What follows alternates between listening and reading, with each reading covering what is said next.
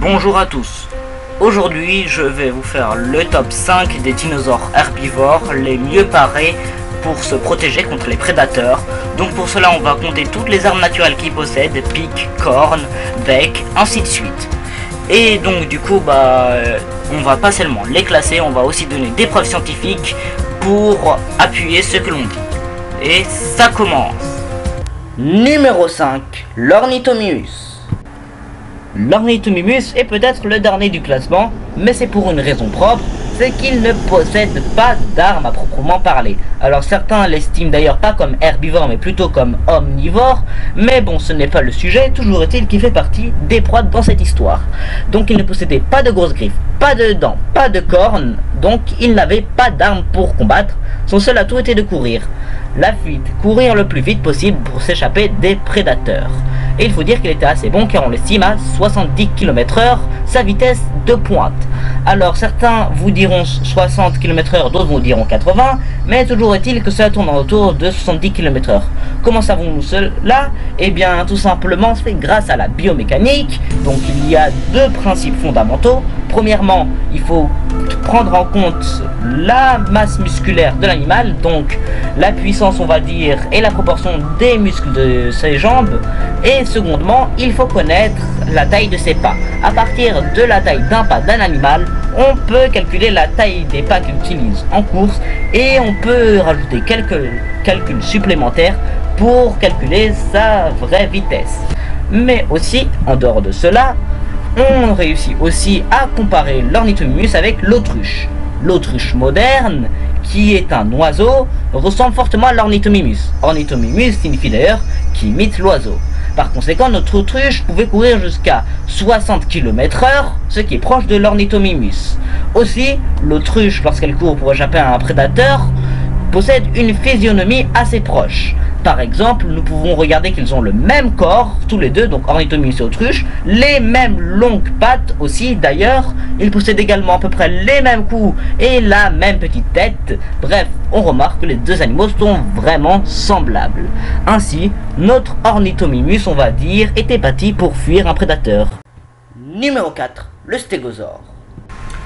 Cet imposant animal qui mesurait entre 7 et 9 mètres de long et pesait jusqu'à 2 tonnes vivait à la fin du Jurassique et dans l'actuelle Amérique du Nord et l'actuelle Europe. Donc ce qu'il faut savoir, c'est que justement cet animal côtoyait des prédateurs tels que l'allosaure, donc il avait intérêt on va dire à avoir de quoi se défendre. Et donc, nous pouvons déjà remarquer sur son dos une rangée de plaques jusqu'à 17. Les plus grandes d'entre elles mesuraient 1 mètre de haut. Donc déjà, cela rajoute 1 mètre de plus à l'animal et le rend donc plus imposant. Déjà, une bestiole plus grande en général, on hésite à s'y attaquer lorsqu'on est un prédateur. Mais ce n'est pas tout. On pense de ces plaques, bien entendu cela reste une hypothèse car aucune preuve scientifique n'en est donnée, que ces plaques auraient pu changer de couleur. Comment? En modifiant le flux sanguin qui était à l'intérieur. En effet, en augmentant la concentration en sang par exemple, on pouvait la rendre plus rouge. Bien entendu, cela est toujours une supposition. Cela servait donc d'intimidation pour le prédateur. Mais lorsqu'il fallait, on va dire, recourir au combat, eh bien le stégosaure était également armé. Et là, ici, nous allons parler de sa vraie arme de défense. Ces 4 épines au bout de la queue. Ces 4 épines qui mesuraient jusqu'à 1 mètre chacune, justement, 2 à gauche, 2 à droite, servaient sans doute à se défendre. Et pour cause, tous les scientifiques sont d'accord là-dessus, un fossile d'allosaure a été retrouvé avec une vertèbre ayant comme été perforée. Lorsque l'on regarde à peu près la largeur du trou, on se rend compte que cela correspond parfaitement à celle d'une épine de stégosaure. Ainsi, il n'est pas étonnant de penser que justement le stégosaure se servit de l'épine de sa queue pour transpercer l'allosaure et l'handicaper à vie. Nous avons donc ici une preuve formelle que le stégosaure se servait de ses épines pour se défendre contre les dinosaures carnivores. Et c'était une arme assez redoutable. Numéro 3, le Triceratops. Alors bon, notre Triceratops, on sait tous à quoi il ressemble, on le connaît tous au moins de vue, le rhinocéros géant à 3 cornes. Mais il faut savoir qu'il était encore plus redoutable que ce qui en donne l'impression. Déjà, si sa petite corne dessus du nez n'est pas très terrible, ses 2 grandes cornes étaient suffisamment longues, plus d'1 mètre de long, pour transpercer à peu près n'importe quel dinosaure carnivore. Donc ça, ce n'est pas très compliqué à comprendre. On peut comparer avec des animaux modernes, ceux qui ont des cornes sur la tête s'en servent généralement pour se battre entre eux ou même pour combattre un prédateur. Et là, ça devait faire mal pour les pauvres tyrannosaures qui se prenaient ça. Ça transperce la peau, les muscles et même les organes si jamais ils avaient le malheur de se trouver dans la trajectoire de la corne. Mais ce n'est pas la seule arme du Triceratops. Vous penserez sans doute à sa collerette, mais celle-ci est en fait assez fragile selon certaines études. Non, en réalité, l'autre arme du Triceratops est sa mâchoire. Alors bon, son bec, du coup, lui servait probablement comme arme, et on estime que c'était à peu près l'animal herbivore à posséder la morsure la plus puissante. Alors, il faut savoir qu'à peu près, d'après certaines études, le Triceratops pouvait avoir une force de morsure entre 35 000 et 57 000 newtons. On estime plutôt vers le 35 000 que vers le 57 000, mais voilà. C'est au moins à peu près 2 fois plus fort qu'un crocodile marin. Un crocodile marin pourrait vous broyer en deux un bras d'une seule morsure. Alors imaginez le Triceratops. Et la preuve que le Triceratops s'en servait comme arme, c'est que nous avons retrouvé un fossile de Protoceratops, donc un proche cousin du Triceratops, qui utilisait son bec comme arme contre un Vélociraptor, donc contre un prédateur.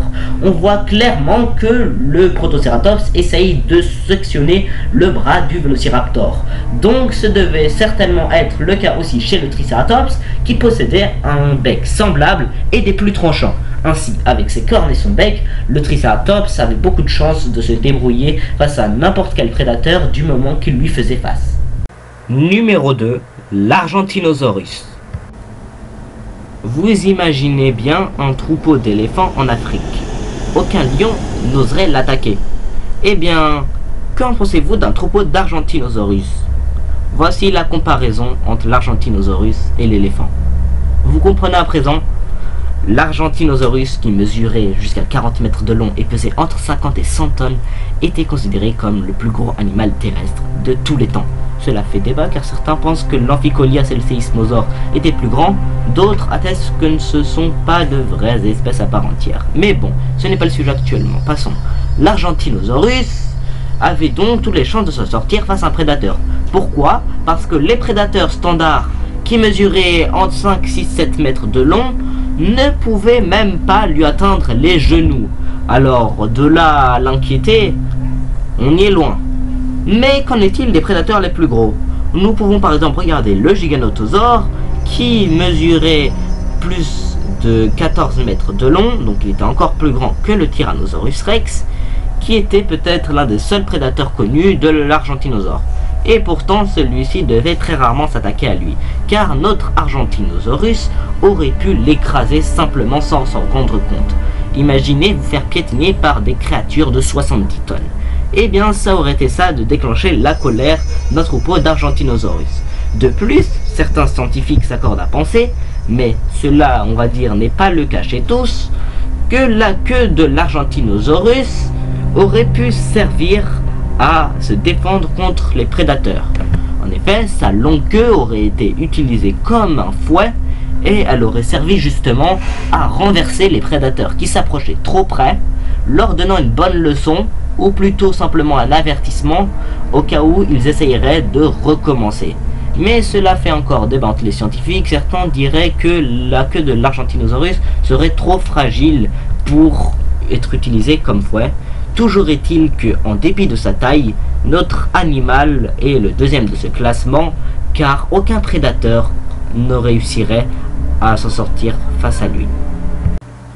Avant de passer au numéro 1, je vous invite à vous abonner à la chaîne et aussi à faire un tour sur la chaîne secondaire, lien dans la description. Et maintenant, le fameux numéro 1, l'Ankylosaurus.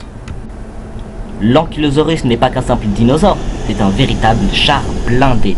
Imaginez un lézard mesurant à peu près 8-9 mètres de long, qui vit au ras du sol avec une armure de plaques osseuses sur tout le corps.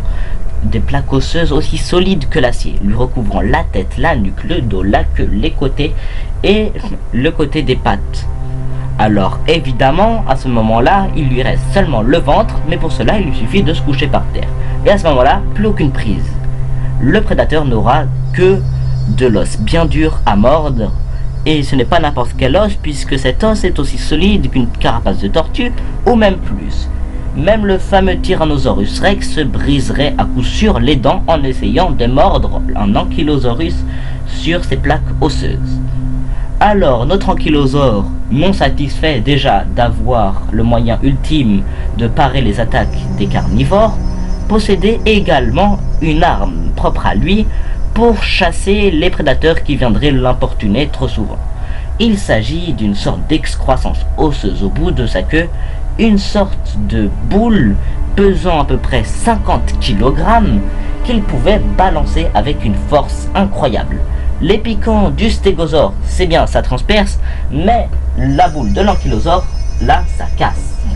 Et on peut dire que c'est très probablement utilisé pour chasser les prédateurs. Certains scientifiques s'accordent à penser que la boule osseuse servait en réalité à s'impressionner entre ankylosaures, mais il est fortement plus probable qu'elle ait servi contre un prédateur. Ainsi, n'importe quel dinosaure carnivore qui viendrait l'assaillir se retrouverait sûrement avec des dents en moins et une patte brisée, ou pire même, si jamais l'ankylosaurus venait à se fâcher. L'ankylosaurus ne possédait donc pas de prédateur, il était protégé de tous les moyens, il avait même la supériorité sur les carnivores grâce à son arme redoutable et à son armure impénétrable. Sur ce, la vidéo va bientôt toucher à sa fin, alors bon, j'espère que ça vous aura plu, n'hésitez pas à vous abonner à cette chaîne et également à la chaîne secondaire, comme je l'ai dit, lien dans la description. Donc j'espère que ça vous aura plu et je vous dis à la prochaine vidéo.